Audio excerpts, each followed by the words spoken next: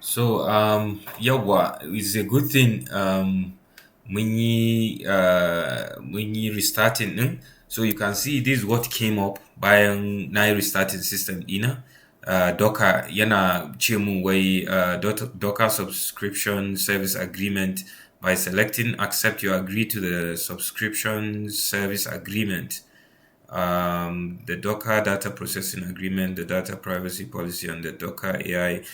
Commercial use of Docker desktop at any company of more than 250 employees or more than $10 million in annual revenues requires a paid subscription. So it's very important mutum ya karanta wannan abin. What happened was, kamar yadda na gaya muku, originally Docker, when it came out, it was actually open source and free.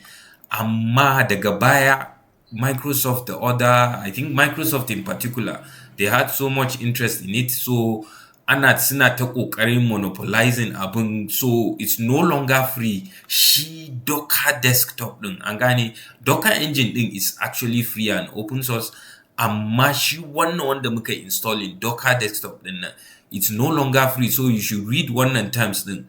If you have more than 250 employees, ba za ka iya amfani da shi for free, but you'll have to use the paid version, an gane ba. Sannan kuma in ba ma, in employees ɗinka are less than 250 amma kana making more than $10 million kowane shekara, then you have to be using she paid version ɗin.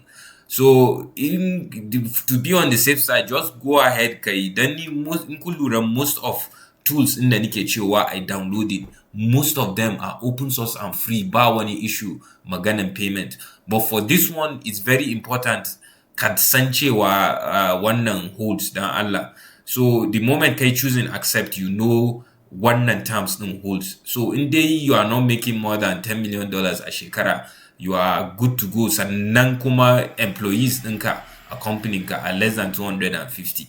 An gane ba? So that is just it. So I chose accept, and then same muje. Okay, it's still coming up. Welcome to Docker. One now I'll just keep it. Using Docker for work, we recommend signing in. No. I'm gonna sign in. I don't sign in. So you can still use it, but I read the signing in. But so I see no reason why I should sign in. Wannan shi kuma command prompt ɗin fa.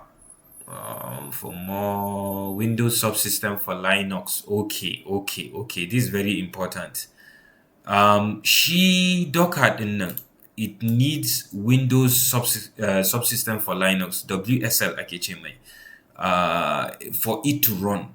So it's saying, okay, gashi ma anan yana gaya mana WSL needs updating. An gane? So you need to go to command prompt ko PowerShell ka yi wannan running wannan code in WSL update. So what we'll do, let me show you how you do it. Ka zo nan, ko kuma already ya buɗe mana wancan command prompt anyway. Ya ma ɓace. So ka zo nan ka rubuta PowerShell, POWER, za ga PowerShell ya fito gashi nan, Windows PowerShell. Kai clicking din shi, closing wannan.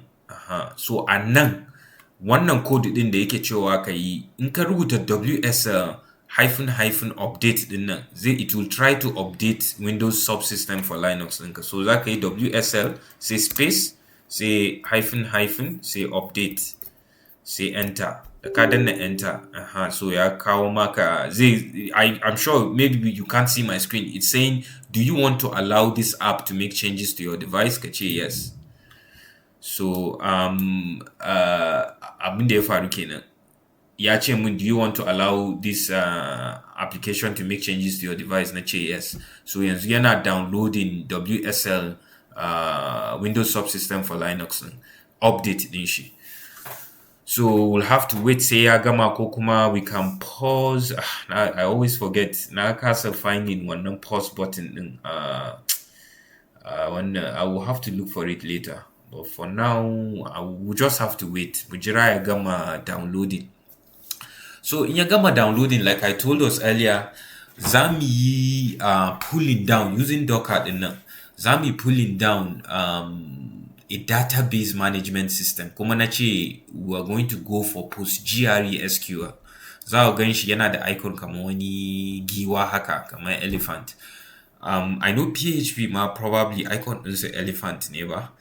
Can't remember. But shi Postgres SQL ɗin shi ma icon ɗinsa elephant ne.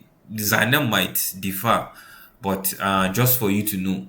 So we're going to zami downloading wannan ta Docker din. Like I said, ba za mu downloading shi directly on our system ba. An gane?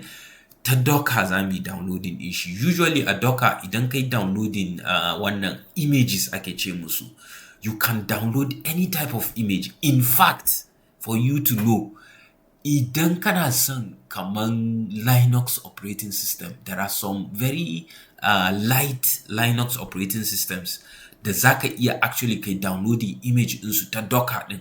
But then for you to use it dole sai ta command prompt, wato ta haka ta PowerShell zaka rika, so babu GUI, ba zaka rika using graphical user interface ba, an gane? So wannan abu, is it still installing? I think it's still installing. Bai gama ba. In ya gama, it should show us done or something like that. So we should just be a bit patient mu gani. So in muka yi downloading image, like I said, idan yayi downloading image din, then using wannan image din zaka iya spinning, that is kai creating. So not imagine in kai installing a database management system kamar shi Postgres SQL din. Idan kai installing din shi a computer ka, you only have one installation. An gane? That is like you only have one container na shi wannan. I'm just, of course, ba container kake da babba, you only have a duniyar shi Docker, you only have like one container kenan na wannan Postgres SQL database management system running on your system. But for shi Docker, zaka iya using wannan image, zaka iya spinning several different containers na shi Postgres SQL database management system. An gane?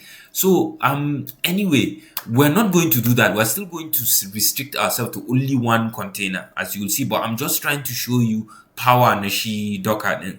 So ya gama installation. No, I'll just close here and then ka zo nan ka ce restart. Wato restarting Docker, it should come up now in your restarting. Then I will show you how you will download shi Postgres SQL in your gama starting up. So in kai creating container din, like I said, in kai instantiating container din, the moment kai instantiating container din, you run the container. If you run the container, if you run shi wannan container din, then it will be as if wannan Postgres SQL database management system yana running on your system. You will be able to access it as if yana running on your system. Babu wani, I don't think there's any major difference with idan kai installing directly ne. An gane ba? So we'll come here, mu je first day, you can see akwai icons anan. Each icon anan takes you to, kaman in kai clicking images zai nuna ma section images, kai clicking volumes zai nuna ma section volumes. So right now we don't have anything, bamu da wani image. An gane shi yasa nan is shown empty, yana ce ma search images to run. So we're going to go to, in ka zo images din ka je my hub, I believe. Is it my hub? No. Ba my hub bane wannan. These are some of the issues now Windows da bana so. I beg, leave me alone. So za mu je, sorry, ina tunani ina ne ma hub, yawa Docker hub gashi nan. Zaka zo Docker hub, sai anan sai kai searching, like I told you, Postgres SQL muke nema. So you type Postgres SQL, mu ce search, zai duba cikin Docker hub ya nemo shi wannan Postgres SQL whatever. You, of course, you see there are a lot of different versions, but in most cases, inda I know the official one is, well, it's not a good way to identify an official Docker hub repository, but that is how ni nake yi. If I just look at the downloads, you can see this has more than 1 billion downloads. This has 10 million downloads. Of course, the one and the same in kun duba the same publisher ne, Bitnami secure image for position. So Bitnami din nan shine kaman publisher na wannan image din. The same Bitnami su ne publishers na wannan image din. So I believe images din are slightly different. Maybe in kai clicking kowanne zaka ga zai baka information ga yana zai baka overview. Again, you have to be connected to internet for you to do all this, to go on Docker Hub. So Zaga information, like I told you about one zan shiga, but let's go back. We are going to select one ne. I'm sure one ne. So click it. It will show you the overview. It's probably a good idea. The image in the Zaka downloading from Docker Hub, just go through the overview and current kaga if there's any important information that you need to know. Ga wani Postgres SQL na ina gani, object relational database system provides reliability, and so wanne ne na je na dauko. So probably ba wannan bane actually. I'm seeing ga wannan shine yake the elephant symbol din, which I believe is the authentic Postgres SQL din. Shine wannan. In fact, wannan ne ma ba, no doubt. But why is this taking time? Okay, internet ina ne. So we just have to be patient. Mujira on the issue na internet. So kafin ma dai gama, I would like to switch in J1 because this seems like the correct one. On the Bitnami, Postgres SQL is an open source object relational database known for reliable blah blah blah blah. No, ba wannan bane. Wannan ba shi bane. I want us to get the official one. An gane ba? Bitnami package for Postgres SQL. No. Ba shi bane. Let's go back. Mu nemo authentic Postgres SQL din. It should have symbol din wannan elephant din. Let me see. Yawwa. Ina jin shine. No. Want to connect with read-only access to Postgres SQL databases. This server, no, ba shi bane. Akwai wanda naga 1 billion plus downloads.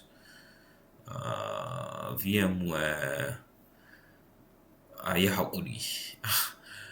Gashi ba pause button da na yi pausing na nemo official one. I'm surprised official one, unless if they are trying to say this is the official one or this is the one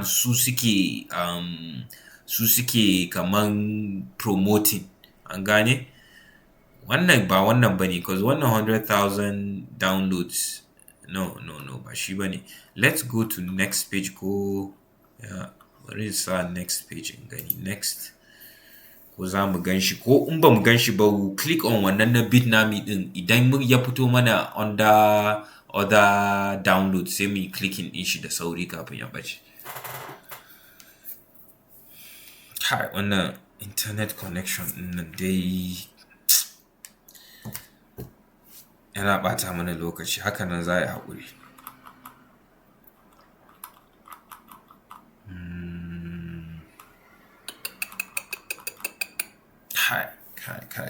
Kai.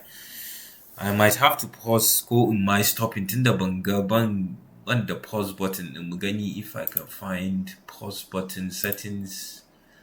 Pause. Let me see if I can find pause. Hi. Bari in sa button ɗaya mu gani, P for pause, apply. Sai dai kuma in na sa P for pause, in na zo yin typing, it doesn't make sense. So mu ce F11 ko F. Yeah, me using wani F key, F11. Yawwa, F11 pause, sai mu ce F12 continue. So we'll use F11 and F12. Bari mu gani ko zai pausing. Wannan abun if not zai cinye mana time din mu gaba daya. Yawwa, I pausing. No, bai pausing ba. Kai jama'a. It's still wannan key shortcut key na wani abu ne daban. God, I might have to stop wannan in na nemo mana, I will have to join the videos. I'll stop this.